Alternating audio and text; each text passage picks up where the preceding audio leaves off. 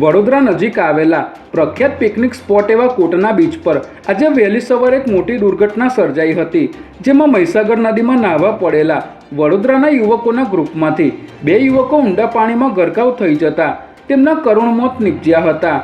વડોદરાના યુવાનોનું એક ગ્રુપ આજે સવારે કોટના બીચ ખાતે ટ્રીપ ઉપર ગયું હતું, જ્યાં નાહવા પડેલા મિત્રોમાંથી અચાનક 2 યુવકો ઊંડા પાણીમાં ગરકાવ થઈ ગયા હતા।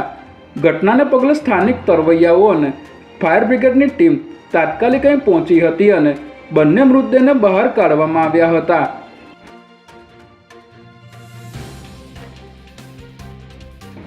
નરોડા વિસ્તારમાં આવેલી અસારવા સબ રજિસ્ટ્રાર કચેરીમાં એસીબીની ટીમે લાંચ લેતા સબ રજિસ્ટ્રાર સહિત 3 લોકોને ઝડપી લીધા છે।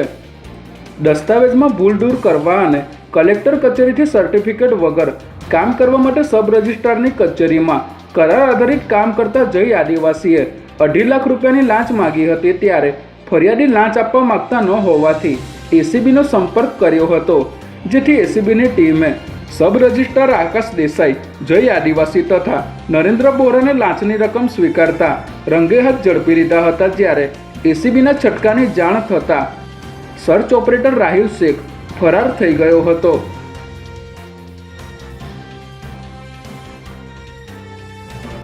રાજ્ય સરકારના લાખો કર્મચારી અને પેન્શનરો માટે ખુશીના સમાચાર સામે આવ્યા છે, જેમાં રાજ્ય સરકાર દ્વારા મોંઘવારી ભથ્થામાં 2% વધારો કરવામાં આવ્યો છે।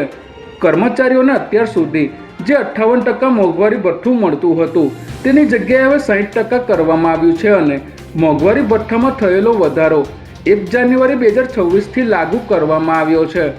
આ વધારાનો લાભ રાજ્ય સરકાર અને પંચાયતના કર્મચારીઓ, પેન્શનરો, અખિલ ભારતીય સેવાના અધિકારીઓ તેમજ ગ્રાન્ટીનેડ શાળાઓ અને સંસ્થાઓના શૈક્ષણિક તથા બિન શૈક્ષણિક સ્ટાફને મળવાપાત્ર થશે।